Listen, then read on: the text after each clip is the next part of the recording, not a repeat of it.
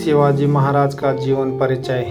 शिवाजी का जन्म पुणे जिले के जुन्नर गांव के शिवनेरी किले में हुआ था। शिवाजी का नाम उनकी माता ने भगवान शिवाई के ऊपर रखा था, जिन्हें वो बहुत मानती थी। शिवाजी के पिता बीजापुर के जनरल थे, जो उस समय डेक्कन के सुल्तान के हाथों में था। शिवाजी अपनी मां के बेहद करीब थे। उनकी माता बहुत धार्मिक प्रवृत्ति की थी। यही प्रभाव शिवाजी पर भी पड़ा था। उन्होंने रामायण और महाभारत को बहुत ध्यान से पढ़ा था और उससे बहुत सारी बातें सीखी, वो अपने जीवन में उतारी थी। शिवाजी को हिंदुत्व का बहुत ज्ञान था। उन्होंने पूरे जीवन में हिंदू धर्म को दिल से माना और हिंदुओं के लिए बहुत से कार्य किए। शिवाजी के पिता ने दूसरी शादी कर ली और कर्नाटक चले गए। बेटे शिवा और पत्नी जीजाबाई को किले की देखरेख करने वाले दादोजी कोंडदेव के पास छोड़ गए थे। शिवाजी को हिंदू धर्म की शिक्षा कोंडदेव से ही मिली थी। साथ ही उनके कोंडदेव जी ने उन्हें सेना के बारे में, घुड़सवारी और राजनीति के बारे में भी बहुत सारी बातें सिखाई थी। शिवाजी बचपन से ही बुद्धिमान और तेज दिमाग के थे। 12 साल की उम्र में शिवाजी बंगलोर गए, जहां उन्होंने अपनी भाई संभाजी और मां के साथ शिक्षा ग्रहण की।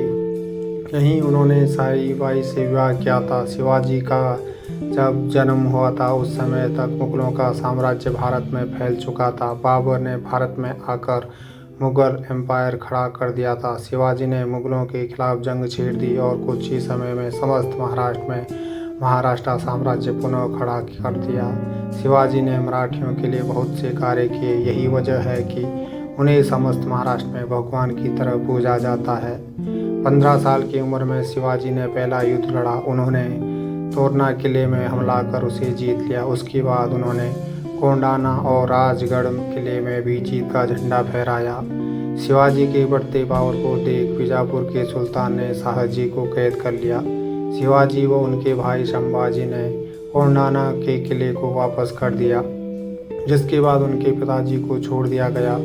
अपनी रिहाई के बाद शाहजी अस्वस्थ रहने लगे और 1964-65 के आसपास उनकी मौत हो गई।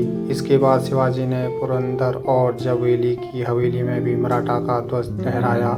बीजापुर के सुल्तान को 1659 में शिवाजी के खिलाफ अफजल खान की एक बहुत बड़ी सेना भेज दी और हिदायत दी कि शिवाजी को जिंदा या मरा हुआ लेकर आए।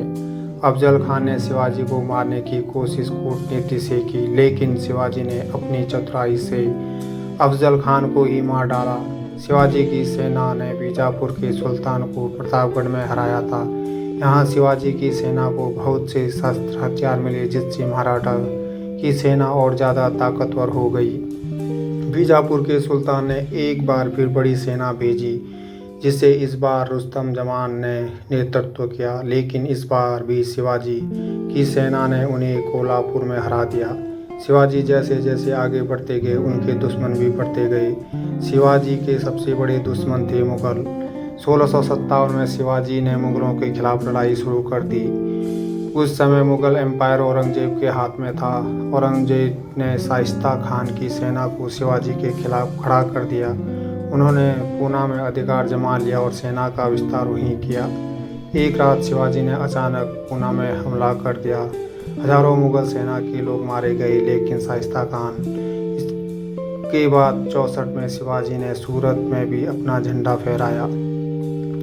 पुरंदर की संधि। औरंगजेब ने हार नहीं मानी और इस बार उसने अंबर के राजा जय सिंह और दिलीर सिंह को शिवाजी के खिलाफ खड़ा किया। जय सिंह ने उन सभी किलों को जीत लिया जिनको शिवाजी ने जीते थे और पुरंदरपुर में शिवाजी को हरा दिया। इस हार के बाद शिवाजी को मुगलों के साथ समझौता करना पड़ा। औरंगजेब ने समझौते के बावजूद शिवाजी से अच्छा व्यवहार नहीं किया। उसने शिवाजी और उसके बेटे को जेल में बंद कर दिया, लेकिन शिवाजी अपने बेटे के साथ आगरा के किले से भाग निकले। अपने घर पहुंचने के बाद शिवाजी ने नई ताकत के साथ मुगलों के खिलाफ जंग छेड़ दी। इसके बाद औरंगजेब ने शिवाजी को राजा मान लिया। 1674 में शिवाजी महाराष्ट्र के एक अकेले शासक बन गए। उन्होंने हिंदू रिवाजों के अनुसार शासन किया। शिवाजी के पास एक बहुत बड़ी विशाल सेना थी।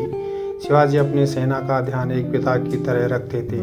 शिवाजी सक्षम लोगों को ही अपनी सेना में भर्ती करते थे। उनके पास इतनी समझ थी कि वे विशाल सेना को अच्छे से चला पाएं। उन्होंने पूरी सेना को बहुत अच्छे से ट्रेनिंग दी थी। शिवाजी के एक इशारे पर वे सब समझ जाते थे। उस समय तरह तरह के टैक्स ले जाते थे, लेकिन शिवाजी बहुत दयालु राजा थे। वे जबरदस्ती किसी से टैक्स नहीं लेते थे। उन्होंने बच्चों, ब्राह्मणों और औरतों के लिए बहुत कार्य किए, बहुत सी प्रथाओं को बंद किया। उस समय मुगल हिंदुओं पर बहुत अत्याचार करते थे, जबरदस्ती इस्लाम धर्म अपनाने को बोलते थे। ऐसे समय में शिवाजी मसीहा बनकर आए। शिवाजी ने एक मजबूत सेना नेवी की स्थापना की थी, जो समुद्र के अंदर भी तैनात होती और दुश्मनों से रक्षा करती थी। उस समय अंग्रेज मुगल दोनों ही शिवाजी के किलों में बुरी नज़र डाले बैठे थे, इसीलिए उन्हें इंडियन नेवी का पिता कहा जाता है। शिवाजी एक महान हिंदू रक्षक थे।